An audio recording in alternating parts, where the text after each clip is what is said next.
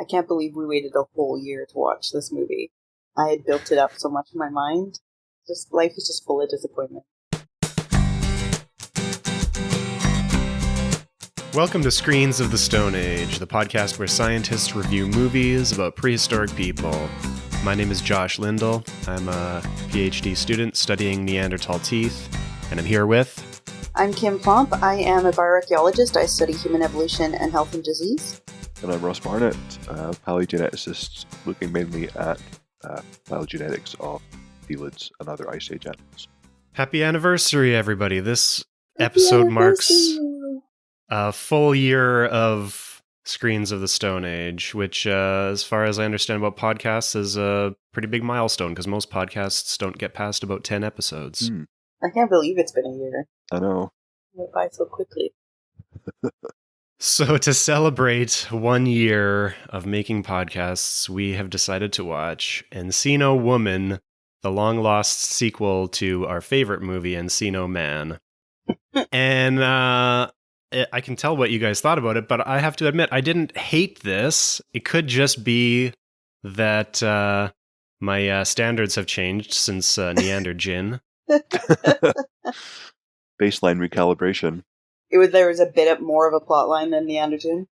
Yeah, it wasn't good, but it wasn't quite as bad as I was worried it might be. It's got a few positive things going for it, which we can get into, but who wants to summarize this one? Well, I don't mind starting. So I'll start by saying that so yesterday I had to chase up my own job rejection. I discovered I was COVID positive, and I decided to watch this film as well.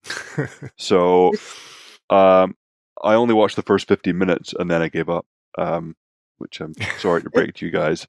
But I can tell you about the first 15 minutes, which is that in California, there's an earthquake, which seems to reawaken Encino Man's girlfriend from the first film, who somehow wakes up and is able to then kind of wander around some downtown city in California, where she fights an inflatable dinosaur outside a shop.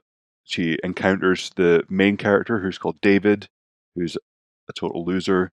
And what else happened in the bits that I saw? Oh yeah, she jumps on him in his car. He goes off to try and get a raise for the job that he's doing, which wasn't made clear to me what it was. But he then also gets tasked with finding a really wild animal woman to star in the latest perfume ad.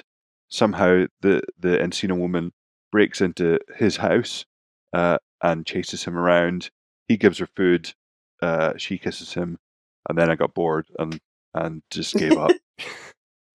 Didn't miss that much. Some downtown center.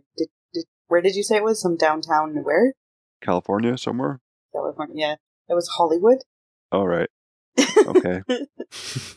I mean, I've been there. I just don't remember. Yeah, I know, but like it's just she. So what happened? I think her cave or whatever was below the Hollywood sign. Oh yeah, you did see the Hollywood sign. Sorry, I'm not. Yeah. I'm not operating on full capacity. No, I know. You can blame the COVID. But you summed it up pretty well, and then I can take it from there. So cool. Tell me what I missed. David works in advertising, so his job is to like coordinate models and do something like that. And his boss is a really big dickhead bully, and they're making an ad for this primal perfume from this very exaggerated Hollywood elite artistic guy who wants somebody primal. And then so when she comes, for some reason, she just shows up at this photo shoot for this model, which isn't, we don't know how she got there, but she is. And so she attacks David again with her lust. And then she gets angry, and then luckily she runs to where the photo shoot is happening and gets angry right in front of the primal ad thing. So then they're like, yes, this is the animal woman we want. And then so David is like, oh, perfect. This is my cousin. And then his bully boss was like, okay, you get your job back because you're cousins with this girl. And then somehow he gets promoted just by being her cousin, apparently. It's all good for his career. she becomes friends with his roommate, who's quite sweet, and his roommate teaches her, she's a grade school teacher, so she teaches her some English words and such. So she learns just enough English words, like hungry and yes, and then she just learns to repeat words back, so she'll hear a word like it within a sentence and repeat it back, and it's just enough so that people who don't really listen but just listen for like the key words take her to be a feminist icon that's against dieting and the fashion industry. And so she gets really famous being this beautiful model who's animalistic and primal and will eat whatever she wants and thinks everybody should eat whatever she wants, and it's just her repeating words back to people. And then there's immigration people after her randomly, but very subtly and very, very dullish. They just kind of show up at parties after she's left and ask about her. And then I don't really understand, but David at some point decides that he's in love with her. I think it's when his career starts to plummet and then she's really famous, so then all of a sudden now he loves her. Mm. And then she gets arrested by the immigration people just as she was about to get fired because she was starting to be too animalistic on set, because they have her portrayed like as if she's like a dog or something. She growls and stuff. And then as the guys are dragging her away, they're like, no, she doesn't have a visa, she doesn't have this, she has to go. And then David was like, well, how can we keep her here? And they were like, well, she either needs papers or she needs to marry an American. And then it was, ding, his smile, and then that's how he fell in love with a cave woman. And then that's the end. So it's like Green Card, except instead of coming from France, she comes from the Mysterian. Yeah, well, they think she's from Hungary, but she's still not going to have any paperwork from Hungary because one of the only words that she knew was Hungary. Right. Right. So when people asked her where she was from, she said Hungary. Yeah, it was terrible. And it just ends, does it, with them getting married? Well, it's a happily ever after that he gets the girl, right? Yeah. Oh, and she says she learns to say, I love you, David. Oh my God. But in the final scene where they're happily married, she was perfectly fluent in English and she had assimilated perfectly, though. So at least that was a nice touch. Okay. But again, just based on this idea that, like, he falls in love with her based on nothing except for that she's now popular and pretty. And she loves him for the only reason because he was the first man she saw when she came out of the ground. I thought there would have been a way better love story. And he gave her food, didn't he? Or he took the food. That's true. He took the food, that's true. Yeah. And when she was eating, he told her to stop eating because she was going to get fat. So, yeah, no, he's a dick. It would have been way better if her and the roommate had hooked up and fallen in love. There was way more chemistry between them than between her and David. Yeah, this was also the consensus among the friends that I watched this movie with. We wanted to see the movie where it was the female friend was the main character, and it was the relationship between her and the cave woman. Yeah. That would have been a much more compelling movie. Yeah, and I quite enjoyed, like, that's the one part of the movie that I liked. So the roommate, the female roommate, was, when we first met her, was one of these LA women who's just always got the face mud mask on, and she doesn't eat carbs, she doesn't do this, she wears a sweatsuit, like not a sweatshirt suit, but like plastic wrap when she goes to bed so that she'll sweat out 5 pounds overnight, even though she's stick thin already, and like she's just one like that type of way. And then when she meets the cave woman and starts to realize that this cave woman is beautiful and eats what she wants and does what she wants and doesn't have this stress in her life, and she just is herself and is happy, it kind of teaches her, so she then stops doing that and she starts to wear comfortable pajamas and starts to eat and just starts to like enjoy her face and her natural beauty. So that was kind of nice. Okay. So if they had developed that would have been a good movie. But they didn't, and it wasn't. No. Yes. I thought there was a moment when I thought they were going to kiss. There was like huge sexual tension. Their noses were touching, and I was like, "Oh my god, it's going to get awesome!" And then it didn't. I think for 1996, that's not something that could have happened. But I think that if that movie had been made today, it definitely would have gone in that direction. I think it was probably really pushing what it could do for a Disney movie in 1996, too, right? Yeah, true. So why don't we start with, as we normally do, nitpicking the inaccuracies. There's a very small amount that's basically copy and pasted from Encino Man, where they basically give the same exposition.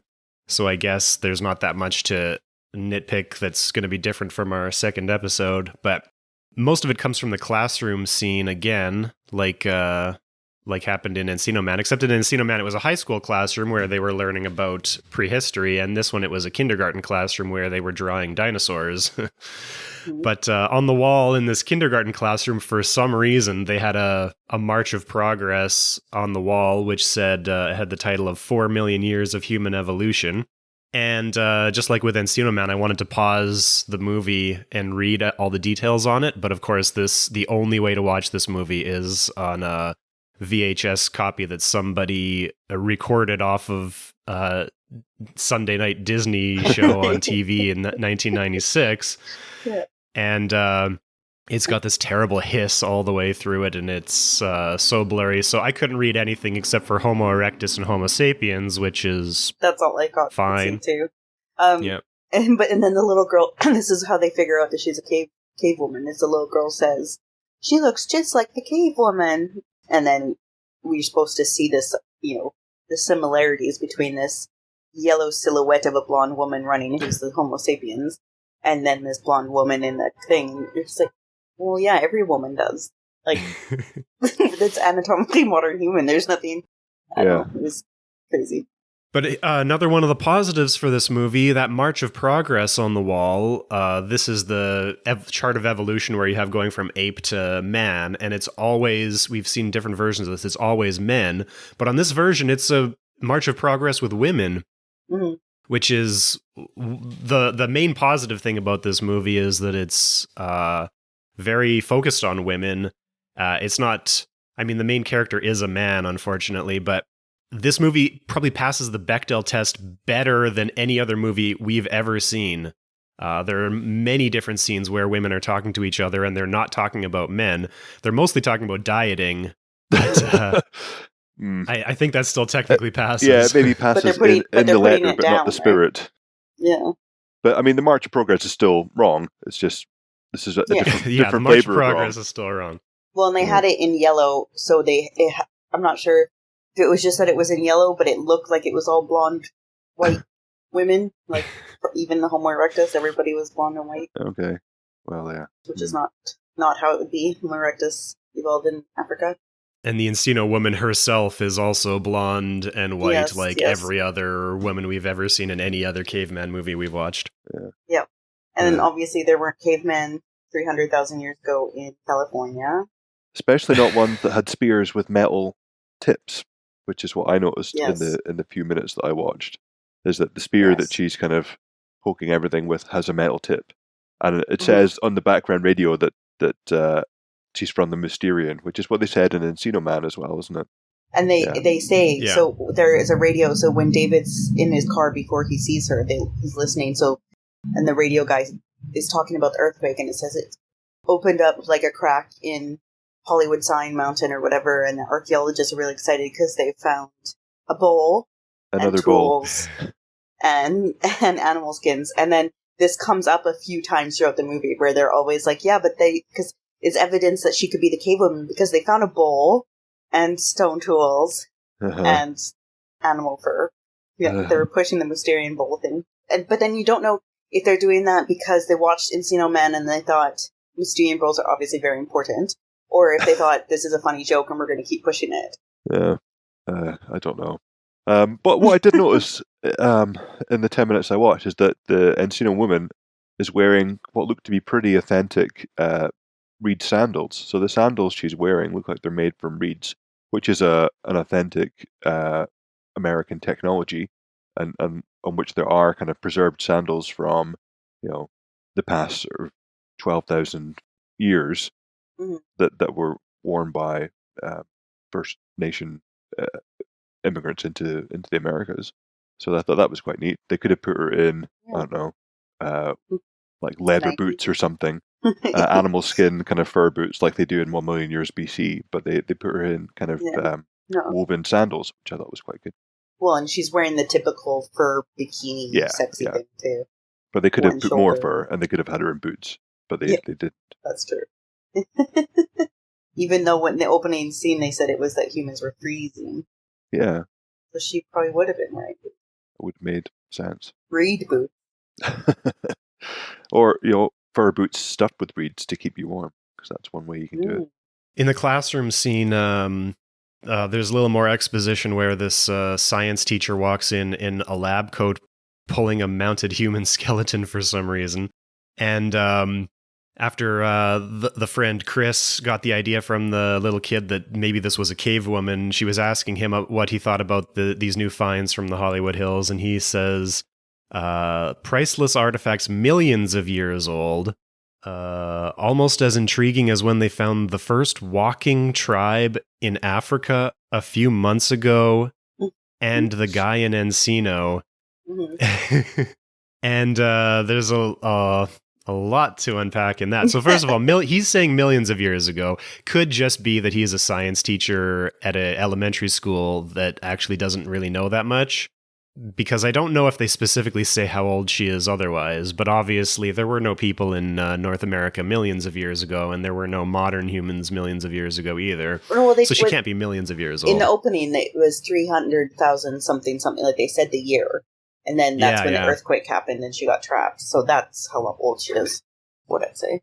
Oh, okay, so now this is a tangent, but the other thing is the way that this movie ties in with the previous movie is a little hard to sort out, because it starts out with the same opening sequence as the original one, with actually Brendan Fraser and whoever was the original Encino Woman. Like it's the exact same sequence, it's the exact same shots, but then it turns into an ad for earthquake insurance or something like that. And so is this canonically the same people, or is this now just an advertisement that was filmed with actors in this universe? Because it's supposed to be the same universe. They reference the Encino Man, so it's supposed to be the same universe. Doesn't the end of Encino Man end with them finding the Encino Woman and... Well, it's just assumed that because of the boob marks on the glass. No, they find her in the bathtub, so she's actually there. Oh, right, yeah. But so they set it up for a sequel, but this is not that sequel because none of the original people from that movie are in this movie, even though the main characters are both named Dave, which is really confusing. And there's another secondary character who's clearly supposed to be modeled on Pauly Shore because he's got a perm. That wasn't funny at all. No. And he was not the same. Like, I watched it at first and I'm like, okay, this is Dave. This is clearly going to be Pauly Shore's Stoney. But then his name is Roger. And so it's like, and he's not Stoney this is so confusing. Or funny or even laid back. He's just, So, they set up an Encino Woman sequel, but then this is a totally different movie from the sequel that they set up in the first one with totally different characters with the same name. It would have been better to have a movie, like obviously with Brendan Fraser and Pauly Shore and everything, and then have them teach this new woman, like have Brendan Fraser be showing her this world that they now live in, right? And I think the reason that they didn't do that is because obviously they couldn't get back Brendan Fraser and Pauly Shore and Sean Astin to do the sequel, which was low budget and went straight to... It didn't even go to video. It only aired on TV, and I don't think this has even been released on video. So, okay, then the other part of that, almost as intriguing as when they found the first walking tribe in Africa a few months ago. I have no idea. I think this must be like the first bipedal human, like fossils of the first bipedal human ancestors, because I don't know what else they can mean by the first walking human tribe in Africa, because I'm pretty sure that all the humans living in Africa walk. Yeah. Yeah, I don't know what's going on there.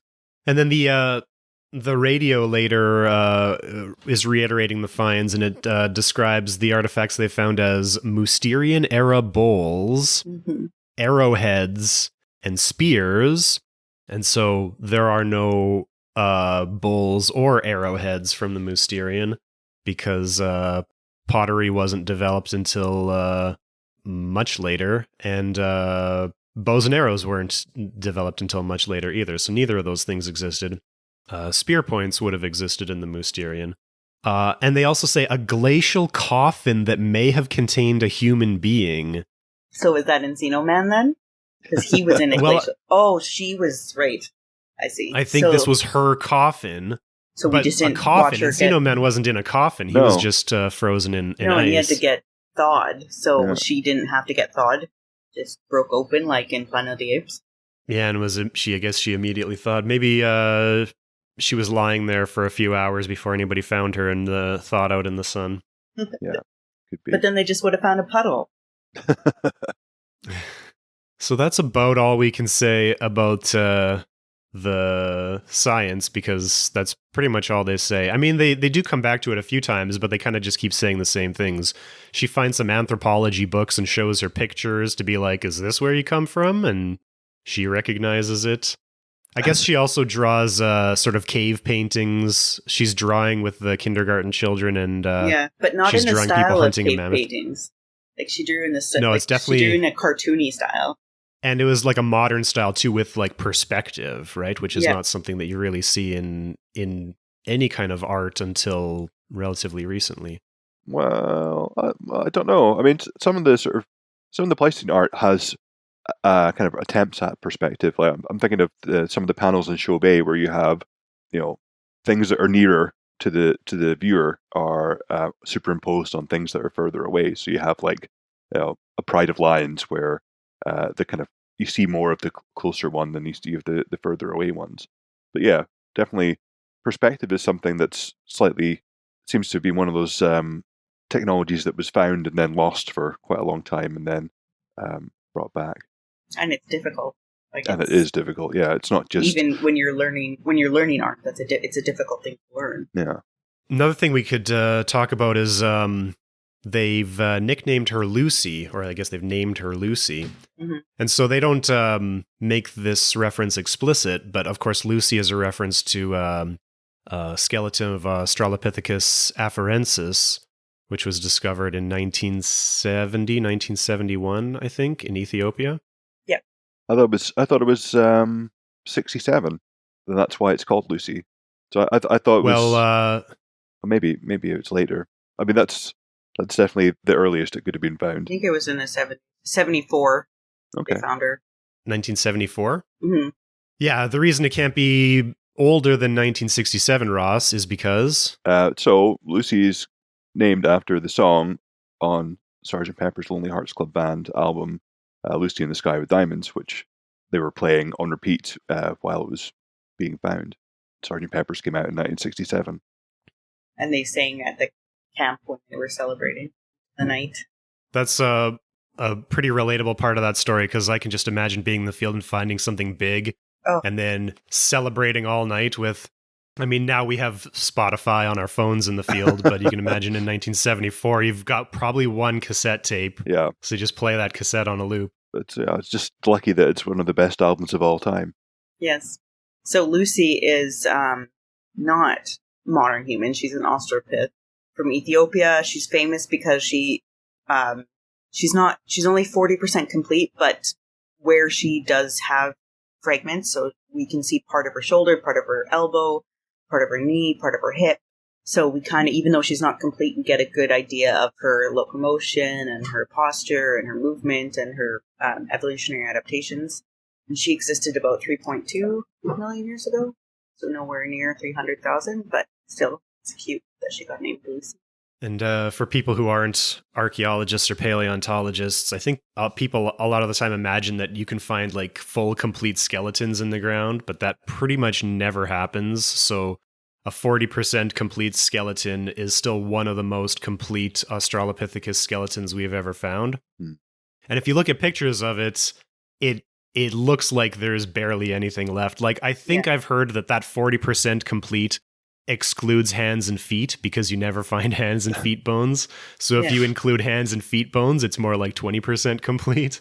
Right. There's really a very fragmentary skeleton remaining. But yeah, there's enough from it that at the time it told us for sure that Australopithecus walked on 2 feet, even though they were about 4 feet tall and their heads were a lot more sort of chimpanzee-like than ours are. So it was a really big find back in the 70s, and Yeah. now we have lots of Australopithecus skeletons, so we have a pretty clear picture about what they looked like and how they relate to us now. Yeah, and she also had retained some adaptations in her arms and shoulders to be able to move in the trees as well. So she's fully bipedal, not exactly like us, but similar to us, and could also move in the trees. They did find another Australopith. They found it in the 90s, but it was only released for research a few years ago because it was so encased in really hard cemented breccia that it took the researcher 30 years to just painstakingly excavate every fragment from this breccia. And it hasn't been given a species name yet, but its nickname is Littlefoot. People are still trying to decide whether it belongs to a species that we already have or whether it's a new species, but it's 90% complete. So it's pretty amazing. And there are hands and feet foot bone. Breccia is the bane of my existence. We should explain what breccia is. It's kind of like halfway between dirt and rock, especially in caves when there's water dripping from the ceiling. It sort of starts to cement the sediment together. And so a lot of the time you find bones that are encased in this not quite conglomerate rock. It's a little bit softer than rock, but it's still really hard to break apart. And because it if you have water dripping into the sediment around bones, it'll just lock these bones inside this soft concrete that you have to break apart. So it's really annoying. Yeah, and if you hit wrong, you can break the bone. Mm-hmm. The bones, at least in the cave where I work, are always softer than the breccia. So let's talk about the good things about this movie that I liked. So the movie was not a great movie, but it at least had a consistent sort of plot and a good message. And the message is not that dissimilar to a lot of the movies we've seen where we're using the Stone Age to hold it up as a mirror against ourselves and sort of criticize our own society or our own culture.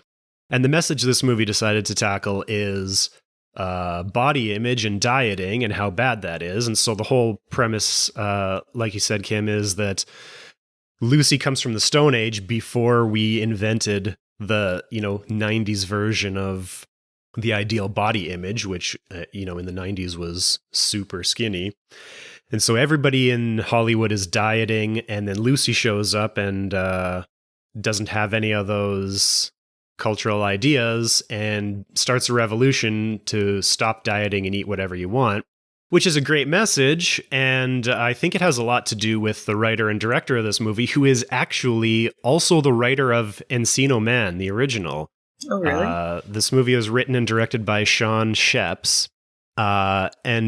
She was one of the original writers of Encino Man. And of course, she's a woman, so this is why we get to see these stories play out here. And I think a lot of why this movie is bad is not her fault. I think that it's just a low budget sequel that they were trying to get some squeeze some money out of, but they didn't get the original cast, who is what made the original movie. If the original movie didn't have Brendan Fraser and Pauly Shore, it wouldn't have been the same movie. And Sean Astin. Don't forget Sean. And Sean Astin. Yeah, the cast is great in the original one. But like I said, this movie has a positive message. It easily passes the Bechdel test because there's a lot of women characters and they all talk to each other, mostly about dieting and about how stupid it is and stopping it. But also Dave's friend Chris has a lot of scenes with Lucy. One of their first scenes where she's teaching her how to speak English, and she teaches her a couple of words. It has nothing to do with dieting. It has nothing to do with any men. So it easily passes the Bechdel test, and that plot is consistent throughout the movie. And I thought that was really great. Do any of the actors in it, have they gone on to... I didn't recognize any of them. The woman who plays Lucy was in Biodome. All right, with Pauly Shore. Yeah. Yeah. The redheaded model who's sort of the nemesis throughout the movie. She was in a few things. She was in Night at the Roxbury. Yeah. And she's in Clueless, the one that gets the nose job in Clueless. Right.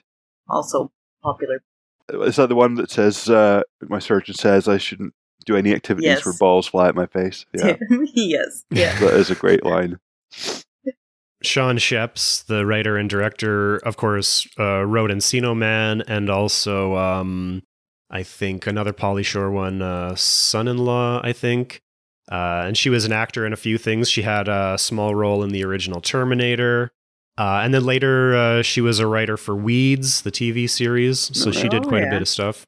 Joel Murray is one of the INS agents. This is Bill Murray's brother. One of my friends pointed this out to me. I didn't realize that. And what's the guy's name? Bobcat Goldthwait has a small cameo in this. Really? Where was he? He was the psychic. For some reason, she goes to this new age psychic who gives her a reading while he's in a hot tub or something. So Hollywood. Right. Yes. I did notice that there was some similarities between this and Neandergen, though, with the idea that so she becomes famous and gets this huge famous career and then gets arrested at the end, which is exactly what happened with Neandergen, except for he got arrested for tax evasion. She gets arrested for visa for being an illegal immigrant.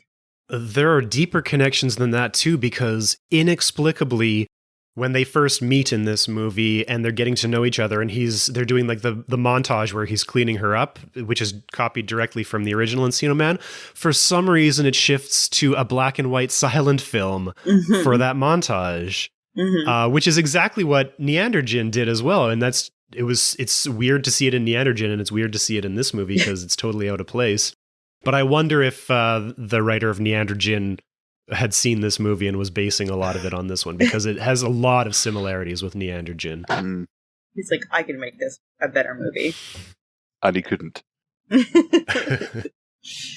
It's too bad you didn't watch the end of the movie, Ross, because the climax is a fashion show with like a catwalk, which kind of drags on way too long. But at the end of the stage, they have, at the back of the stage, they have this giant saber-toothed cat head, which is what the models are walking out through its mouth. Oh, right. And I was going to ask you what you thought about this saber-toothed cat, because I thought the teeth look weirdly anatomically correct for this big cartoon cat head. I thought that not just the saber teeth, but the molars, which are visible inside the jaw, I thought they looked surprisingly accurate. Okay, hang on a sec. I still have it on screen.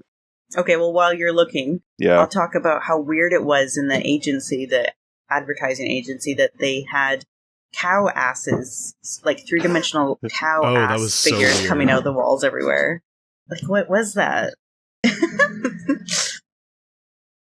Really examining it. I guess through the blur. I'm not sure what I would expect cartoon cat teeth to look like, but They also had her, so when she started to like lose her mind and she was getting too animalistic, she was like hissing at them and stuff. They have this very strange idea of what cave people would have been like. Like, Encino Man got it way better, where he was essentially the same as us, he just different culture and different language.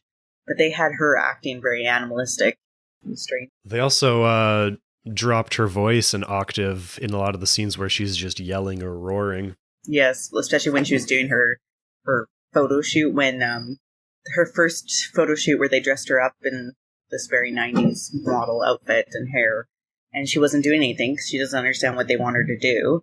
And then so everybody starts yelling at her, so then she gets angry, and then instead of just like running away or hitting them or something, she does this whole rock girl angry thing all around all of the props, just like the way that they would want her to, just screaming in this really weird, like, I don't want to do it for our listeners because it would sound horrible, but it was a strange noise. Yeah, it was weird. And during that montage, the photographer is taking photos of her, and so they keep freezing on these frames that are supposed to be like these great animalistic photos. They were all terrible. But they're terrible. I watched this movie with two friends who are both designers, and they were particularly appalled by how terrible these photos are. Yeah. And she just kept doing the same, like, just putting her head through that one circle and screaming. They did that, like, 5 times. Like, they were running out of ways of setting up a photo shoot. All right, I'm back, having looked at it. Yeah, I mean, it's not terrible. I mean, it's clearly supposed to be Smilodon just from the length of the canine teeth compared to everything else. But they don't get, I mean, the molars they have them there and they're the right shape, but there's too many of them. So Smilodon only has two. Well, I think it's one premolar and one molar. I think I'm not a teeth person, but there's definitely only two kind of carnassial teeth in the lower jaw of really? Smilodon. Really? That's not very many at all. No. Hmm. So these might be accurate for a house cat, but not for a saber-toothed cat. Yeah. Then. Yeah, I think most cat species, apart from lynx, have two premolars and one molar in the lower jaw. So yeah, I think you could look anywhere on my arms or legs and be able to get a good impression of how many teeth they have. Yeah, you're the one person that knows through experimental paleontology. And rats. I have incisor marks of rats on my hand. But yeah, the teeth, the sabers themselves are slightly too big, and I mean our best guess, something that I'm kind of fighting a losing battle with whenever people bring up saber teeth, particularly in Smilodon, is that they're never reconstructed with as much gum as they probably actually had. So they have, and you'll see this if you ever see a good a good replica or the original fossil, is that the cement on the tooth, the sort of hardest part, only comes about halfway up the canine, and it has a very kind of interesting jagged profile. So there's the sort of cement enamel junction is only not very far up the tooth, and probably enamel came all the way to that junction, and would have been very sensitive as a way to guide the saber-toothed cat when it had its teeth in the animal. Because of the kind of weird step profile of this junction, it would have had tactile feedback and known exactly where its teeth were at all times and how deep to put it into the animal, so that it wouldn't lose them if the animal moved suddenly, something like that. Wow, cool. But yeah, you don't see very many gummy saber-tooth reconstructions, but there are papers which suggest that that's what they should be. Although, having said that, that's just for Smilodon. Other saber-toothed cats, in fact, there was a paper just came out last week on Homotherium, which is my favorite saber-toothed cat. That's the Eurasian, although it is found in North America too. It had very different teeth, much smaller, kind of wider, thinner. And this paper, based on kind of comparative anatomical study of the muscles of the face in modern cats compared to Homotherium, suggests that it would have had its teeth sheathed. So the teeth in the jaw together, when its mouth was shut, you wouldn't have been able to see the saber canines, which makes sense to me. I mean, the jaw and the skull of Homotherium, Homotherium has a very deep mandible, which almost perfectly matches the length of the saber-toothed canines. So, what makes it your favorite? Well, it's the one that I did the genome for. So, but I mean, it's just really cool. It's serrated. It's probably overlapped with, well, it did overlap with modern humans. People kind of used its teeth, maybe kept them as kind of prestige objects. There's evidence that people carried them around, the teeth, and used the bones. There's a site in Germany, Schoningen, where the spears are, these famously well-preserved Middle Pleistocene wooden spears. There's also evidence there that they used Homotherium bones as retouchers and other kind of tools. So they used saber-tooth bones as a tool, which is pretty badass, I think. And it's just a really interesting creature. I mean, it has a very unique skull. Yeah, I'm looking at the skull right now. It's beautiful. And that is a super deep mandible. Yeah, the body plan is not like anything else. It's got a short tail, but it's very muscular. But it's also quite long-legged as well. So it was very much a cat like nothing we've got around just now. There's no real analog. Ooh. And it was, well, from some of the kind of paleontology, but also from some of the genome work we've done, it was probably a daytime hunter, a daytime pack hunter, which is pretty scary. They should have those in movies more. Yeah. Usually they have the saber-toothed cats singular in movies, right? They're alone. Pack. And which also, I mean, it's very difficult to say. Most cats are solitary, but for Homotherium, it's very rare in the fossil record. We don't have any kind of place, well, we don't have very many places where you find multiple individuals, let alone strong evidence for them occurring in a pack or what that pack size would be. But the genes that have been under positive selection in the Homotherium genome suggests that it had adaptations to socialization. Very cool. That should be a Disney movie. I want to watch that.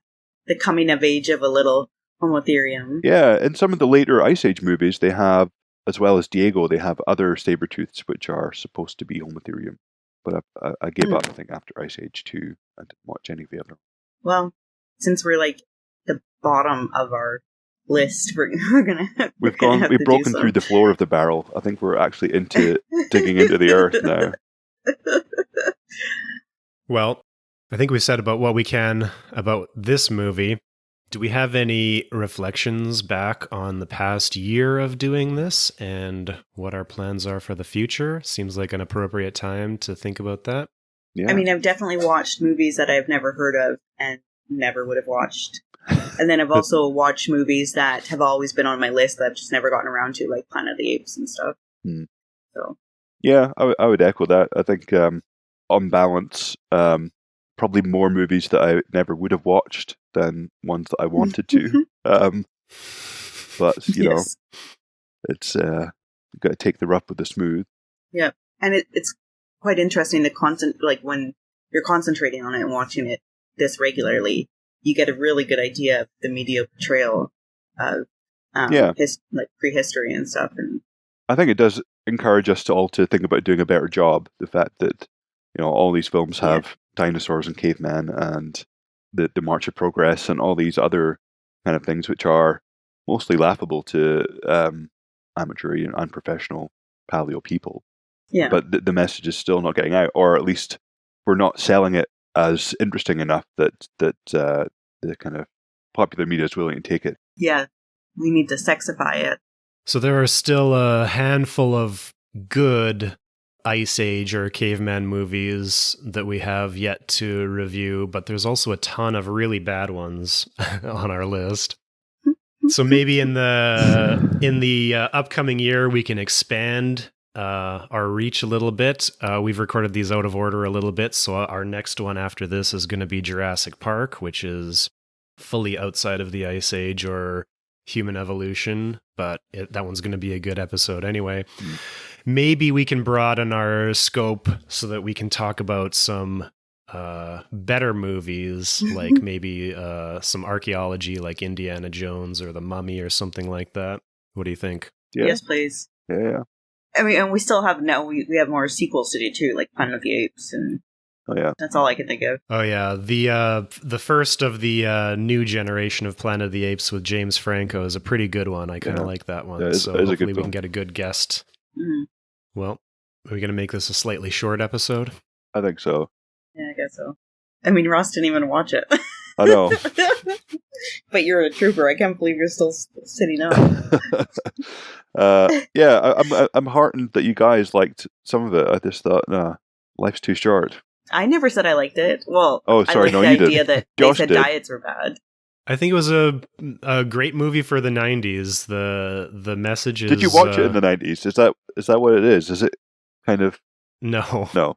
This movie is so 90s, though. I felt like I was there.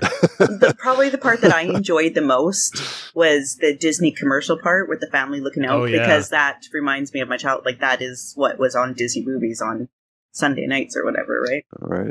And most of the commercials were cut out, but the first one had a little commentary from Michael Eisner talking about... he was talking about SotSA, which was found in 1991 or 92. It wasn't mentioned in the original Encino Man, so I wonder if it was sort of discovered while they were making it and it wasn't included in the movie. But did you get up to that part, Ross? No. It was... I mean, that was basically it. Michael Eisner shows up and he's like, this might sound like a far-fetched idea, but actually they just found a man frozen in the Alps. Well, here's your commercials. But then he goes and talks to someone wearing a really bad, like, what you would assume they probably meant to be Neanderthal, but looked hairier than what you'd expect. Did he mention that SotSA was very dead and was not going to be getting up and running on the catwalk? Yeah. No, he didn't. He sat down next to him. Oh dear. It reminds me of, the way you're describing it reminds me of Have you ever seen Matinee, the film with John Goodman, where he plays like a piss take of I think it's meant to be Roger Corman or one of those kind of B movie kings, and the film is about them trying to publicize their film Mant, about half man, half ant, all terror. Yeah, I have seen that. You have seen that, and John Goodman plays this kind of Hitchcock style director. And he comes on and says, "This film, Mant, is science fiction, very much based on science fact."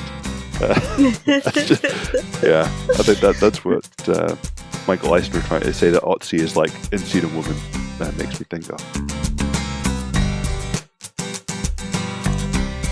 If you've been enjoying Screens of the Stone Age, get in touch with us. Follow us on Twitter at SOTSA_podcast and on Facebook at SOTSA podcast, or send us an email to screensofthestonage@gmail.com. Screens of the Stone Age is supported by the Paleoanthropological Society of Canada. Find out more at pasc-scpa.ca.